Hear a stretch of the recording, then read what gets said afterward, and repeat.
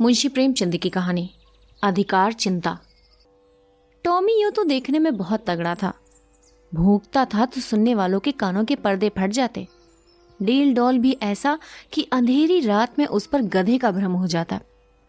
लेकिन उसकी श्वानोचित वीरता किसी संग्राम क्षेत्र में प्रमाणित न होती थी।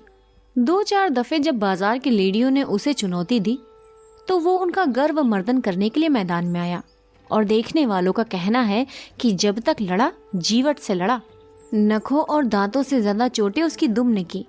निश्चित रूप से नहीं कहा जा सकता कि मैदान किसके हाथ रहा, किंतु जब उस दल को कुमक मंगानी पड़ी तो रणशास्त्र के नियमों के अनुसार विजय का श्रेय टॉमी ही को देना उचित न्यायानुकूल जान पड़ता है। टॉमी ने उस अवसर पर कौशल से काम लिया और दांत निकाल दिए जो संधि की याचना थे, किंतु तब से उसने ऐसी सन्नीति विहीन प्रतिद्वंद्वियों के मुंह लगना उचित न समझा। इतना शांतप्रिय होने पर भी टॉमी के शत्रुओं की संख्या दिनों दिन बढ़ती जाती थी। उसके बराबर वाले उससे इसलिए जलते थे कि वो इतना मोटा ताजा होकर भीरू क्यों है। बाजारी दल इसलिए जलता कि टॉमी के मारे घूरों पर की हड्डियां भी न बचने पाती थी। वो घड़ी रात रहे उठता और हलवाइयों की दुकान के सामने के दोने और पत्तल, कसाई खाने के सामने के हड्डियां और छीछड़े चबा डालता। अतएव इतने शत्रुओं के बीच में रहकर टॉमी का जीवन संकटमय होता जाता था। महीनों बीत जाते और पेट भर भोजन न मिलता। 2-3 बार उसे मनमाने भोजन करने की ऐसी प्रबल उत्कंठा हुई कि उसने संदिग्ध साधनों द्वारा उसको पूरा करने की चेष्टा की, पर जब परिणाम आशा के प्रतिकूल हुआ और स्वादिष्ट पदार्थों के बदले अरुचिकर दुर्ग्राह्य वस्तुएं भरपेट खाने को मिली, जिससे पेट के बदले कई दिन तक पीठ में विषम वेदना होती रही, तो उसने विवश होकर फिर सन्मार्ग का आश्रय लिया। पर डंडों से पेट चाहे भर गया हो, वो उत्कंठा शांत न हुई। वो किसी ऐसी जगह जाना चाहता था जहां खूब शिकार मिले। खरगोश, हिरन, भेड़ों के बच्चे मैदानों में विचर रहे हों और उनका कोई मालिक न हो, जहाँ किसी प्रतिद्वंदी की गंध तक न हो, आराम करने की सघन वृक्षों की छाया हो, पीने को नदी का पवित्र जल। वो मनमाना शिकार करूं और खाऊं और मीठी नींद सोऊं।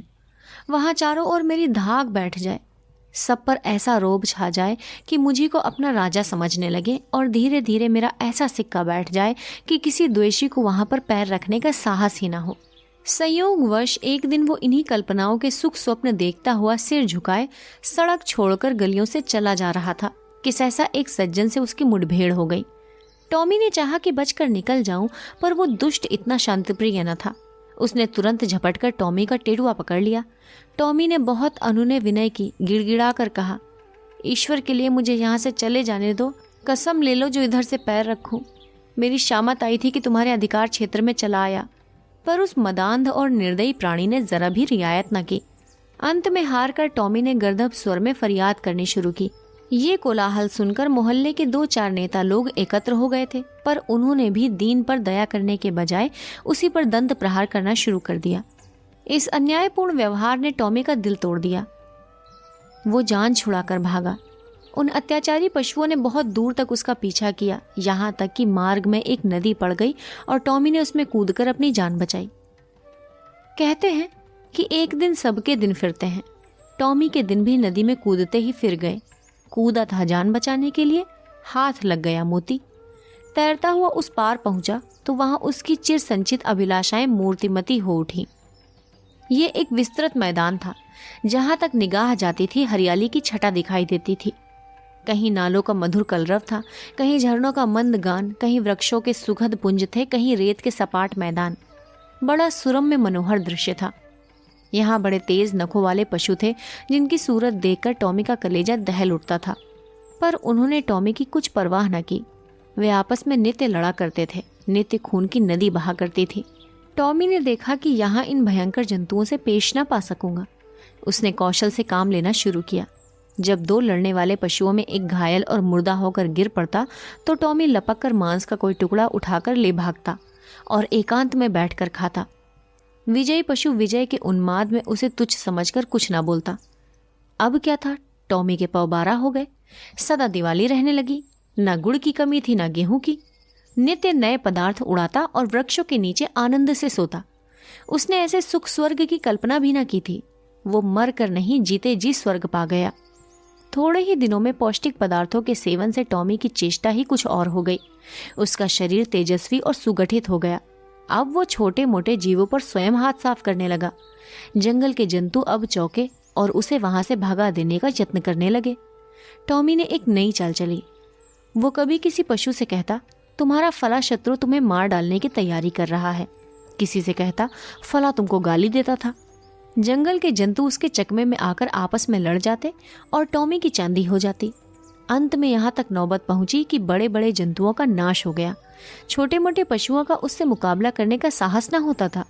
उसकी उन्नति और शक्ति देखकर उन्हें ऐसा प्रतीत होने लगा मानो ये विचित्र जीव आकाश से हमारे ऊपर शासन करने के लिए भेजा गया है। टॉमी भी अब अपनी शिकारबाजी के जौहर दिखाकर उनकी इस भ्रांति को पुष्ट किया करता था। बड़े गर्व से कहता, परमात्मा ने मुझे तुम्हारे ऊपर राज करने के लिए भेजा है। ये ईश्वर की इच्छा है। तुम आराम से अपने घर में पड़े रहो, मैं तुमसे कुछ ना बोलूंगा। केवल तुम्हारी सेवा करने के लिए पुरस्कार स्वरूप तुम में से एकाध का शिकार कर लिया करूंगा। आखिर मेरे भी तो पेट है, बिना आहार के कैसे जीवित रहूंगा और तुम्हारी कैसे रक्षा करूंगा। अब वो बड़ी शान से जंगल में चारों ओर गौरवान्वित दृष्टि से ताकता हुआ विचरा करता। टॉमी को अब कोई चिंता थी तो ये कि इस देश में मेरा कोई मुद्दा ही ना उठ खड़ा हो। वो सजग और सशस्त्र रहने लगा। ज्यों ज्यों दिन गुजरते थे और सुख और भोग का चस्का बढ़ता जाता था, त्यों त्यों उसकी चिंता भी बढ़ती जाती थी। बस अब बहुधा रात को चौंक पड़ता और किसी अज्ञात शत्रु के पीछे दौड़ता। अक्सर अंधा कुकुर बात से भूखे वाली लोकोक्ति को चरितार्थ करता। वन के पशुओं से कहता, ईश्वर न करे कि तुम किसी दूसरे शासक के पंजे में फंस जाओ, वो तुम्हें पीस डालेगा। मैं तुम्हारा हितैषी हूँ, सदैव तुम्हारी शुभकामना में मग्न रहता हूँ। किसी दूसरे से यह आशा मत रखो। पशु एक स्वर में कहते कि जब तक हम जिएंगे आप ही के अधीन रहेंगे। आखिरकार ये हुआ कि टॉमी को क्षण भर भी शांति से बैठना दुर्लभ हो गया। वो रात दिन भर नदी के किनारे इधर से उधर चक्कर लगाया करता। दौड़ते दौड़ते हाँफने लगता, बेदम हो जाता, मगर चित्त को शांति न मिलती, कहीं कोई शत्रु न घुस आए। लेकिन क्वार का महीना आया तो टॉमी का चित्त एक बार फिर अपने पुराने सहचरी से मिलने के लिए लालायित होने लगा। वो अपने मन को किसी भांति रोक न सका। वो दिन याद आया जब वो 2-4 मित्रों के साथ किसी प्रेमिका के पीछे गली गली और कूचे कूचे में चक्कर लगाता था। 2-4 दिन तो उसने सब्र किया, पर अंत में आवेग इतना प्रबल हुआ कि वो तकदीर ठोक कर खड़ा हुआ। उसे अब अपने तेज और बल पर अभिमान भी था। 2-4 को तो वो मजा चखा सकता था, किंतु नदी के इस पार आते ही उसका आत्मविश्वास प्रातःकाल के तम के समान फटने लगा। उसकी चाल मंद पड़ गई। आप ही आप सिर झुक गया, दुम सिकुड़ गई। मगर एक प्रेमिका को आते देखकर वो विह्वल हो उठा, उसके पीछे हो लिया। प्रेमिका को उसकी वो कुचेष्टा अप्रिय लगी। उसने तीव्र स्वर से उसकी अवहेलना की। उसकी आवाज सुनते ही उसके कई प्रेमी आ पहुंचे और टॉमी को वहां देखते ही जामे से बाहर हो गए। टॉमी सिटपिटा गया। अभी निश्चय न कर सका था कि क्या करूं कि चारों ओर से उस पर दांतों और नखों की वर्षा होने लगी। भागते भी न बन पड़ा। देह लहूलुहान हो गई। भागा भी तो शैतानों का एक दल पीछे था। उस दिन से उसके दिल में शंका सी समा गई। हर घड़ी ये भय लगा रहता कि आक्रमणकारियों का दल मेरे सुख और शांति में बाधा डालने के लिए, मेरे स्वर्ग को विध्वंस करने के लिए आ रहा है। ये शंका पहले भी कम न थी, अब तो और भी बढ़ गई। एक दिन उसका चित्त भय से इतना व्याकुल हुआ कि उसे जान पड़ा शत्रु दल आ पहुंचा। वो बड़े वेग से नदी के किनारे आया और इधर से उधर दौड़ने लगा। दिन बीत गया, रात बीत गई, पर उसने विश्राम न लिया।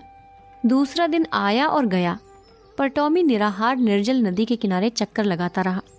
इस तरह 5 दिन बीत गए। टॉमी के पैर लड़खड़ाने लगे, आंखों तले अंधेरा छाने लगा। क्षुधा से व्याकुल होकर गिर पड़ता, पर वो शंका किसी भांति शांत न हुई। अंत में 7वें दिन अभागा टॉमी अधिकार चिंता से ग्रस्त, जर्जर और शिथिल होकर परलोक सिधारा। वन का कोई पशु उसके निकट न गया। किसी ने उसकी चर्चा तक न की। किसी ने उसकी लाश पर आंसू तक न बहाए। कई दिनों तक उस पर गिद्ध और कौवे मंडराते रहे। अंत में अस्थि पंजरों के सिवा और कुछ न रह गया। मुंशी प्रेमचंद की कहानी अधिकार चिंता।